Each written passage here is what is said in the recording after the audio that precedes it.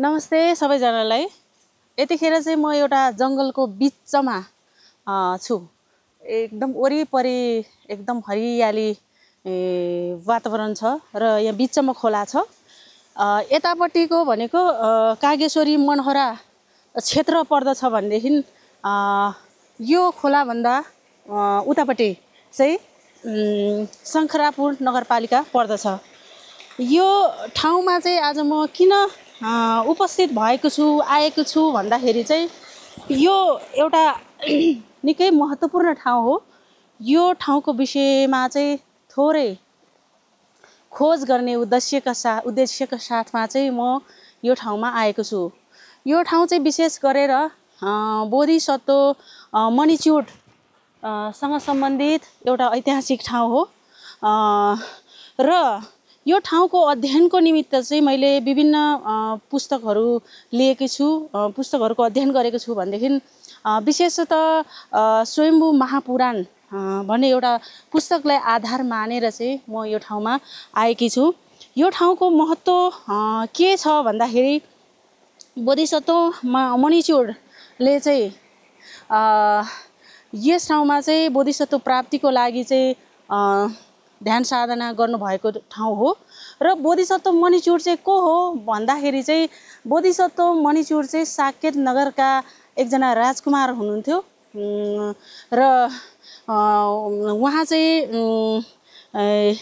त्यो के साकेत नगरको राजकुमार राजगद्दी पछि चाहिँ उहाँलाई राजकुमारबाट महाराजा समेत भएको थियो र हुनुभएको थियो र महाराज को जुन पद पनि अथवा राजगद्दी नै छोडेर उहाँ चाहिँ सम्यक सम्बुद्धको लागि यस ठाउँमा आएर ध्यान साधना गर्नुभएको भन्ने कुरा चाहिँ विभिन्न ग्रन्थ पुस्तकहरूमा उल्लेख छ र यस ठाउँ चाहिँ मा चाहिँ बोधिसत्व मणिच्युडले ध्यान साधना गर्नु भइराख्दाखेरि चाहिँ हस्तिनापुर भन्ने ठाउँमा चाहिँ रोग व्याधि फैलियो र त्यो रोग व्याधि निको पार्नको लागि चाहिँ बोधिसत्व मणिच्युडको शिरमा रहेको मणि चाहिँ निकालेर त्यो हस्तिनापुरमा लगी त्यो मणि पखालेको पानी खुवाउने र छर्किने गरेको खण्डमा चाहिँ त्यहाँको रोग व्याधि निको हुन्छ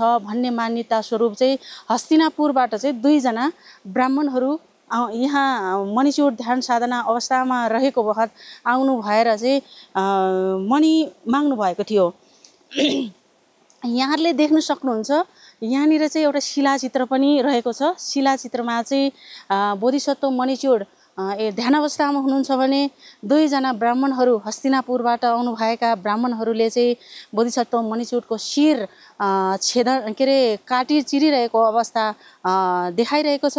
यो शिलाचित्र 2035 सालमा चाहिँ राखिएको हो र यसको यतातिर चाहिँ के अरे बोधिसत्व मणिच्युडकै यो मूर्ति हुनुपर्छ। यो भग्नावशेषमा रहेको छ र यस्तो अवस्थामा छ।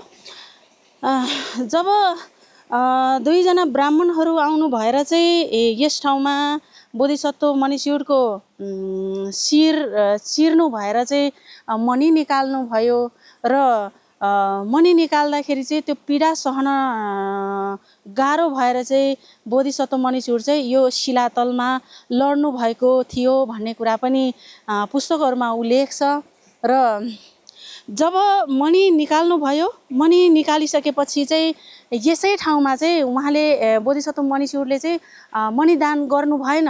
माथि मणिच्युडमा अथवा मणिकुण्डमा लगेर चाहिँ के अरे मणिमा लागेको रगत पखालिओरी चाहिँ बल्ल उहाँले चाहिँ ब्राह्मणहरूलाई त्यो मणि दान गर्नुभएको थियो र त्यो दान गर्नु हुँदाखेरि चाहिँ बोधिसत्वले के प्रणिधान गर्नुभयो भन्दाखेरि चाहिँ त्यो कुरा चाहिँ यहाँ स्वयम्भू पुराणमा पनि एकदम मजाले लेखिएको अवस्थामा पाउन सकिन्छ।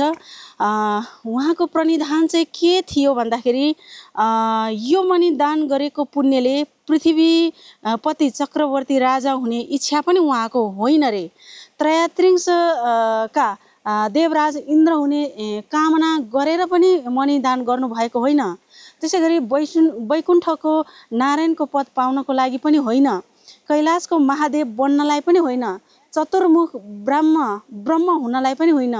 यो मेरो मणिदान केवल अनुत्तर सम्यक सम्बोधि लाभ गरेर बुद्ध भई संसारमा रहेका प्राणीहरूलाई उद्धार गर्नको निम्ति मात्र हो भनेर चाहिँ उहाँले जुन परिधान राखेर चाहिँ मणिदान गर्नुभयो होइन। अनि त्यसै गरी रोग व्याधि लागेको जसलाई रोग व्याधिले चाहिँ छोएको छ त्यो रोग व्याधि निको होस् भन्ने प्रणिधान समेत गर्नुहुँदै उहाँले चाहिँ मणिदान गर्नुभयो। यसै गरी हस्तिनापुरका प्रजाहरू व्याधिले चाहिँ एकदम नराम्रो अवस्थामा पुगेको अवस्थामा चाहिँ त्यो व्याधिबाट मुक्ति होस्, विरामबाट मुक्ति होस् भन्ने कामना सहित चाहिँ उहाँले आफ्नो शिरमा रहेको मणिदान गर्नु भएको थियो। र त्यो मणिदान गर्दाखेरि चाहिँ लोकमा चाहिँ 6 प्रकारको, पृथ्वीमा चाहिँ 6 प्रकारको भूकम्प गएको थियो भन्ने मान्यता पनि पाइन्छ।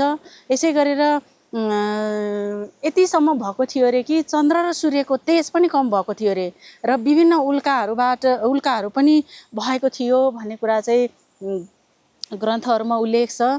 यो चाहिँ एउटा ऐतिहासिक ठाउँ हो। त्यसो त संरक्षण सम्वर्धनको अभावमा चाहिँ यो ठाउँ ओझेलमा छ।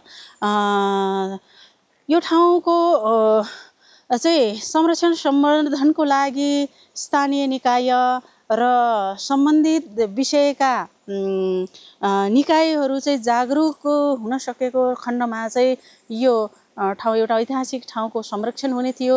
र यो सुन्दर वातावरणको बिचमा एउटा यहाँनिर खोला पनि छ, वरिपरि एकदम हरियाली रुखहरू होइन, शान्त ठाउँ भएको हुनाले चाहिँ पर्यटकीय गन्तव्यको रूपमा पनि स्थापित गर्न सकिने कुरामा दुईमा छैन। त्यसैले चाहिँ सम्बन्धित निकायको ध्यान जाओस् भन्नको खातिर चाहिँ म यो छोटो अध्ययन र अनुसन्धानको निम्ति म यस ठाउँसम्म आएको छु।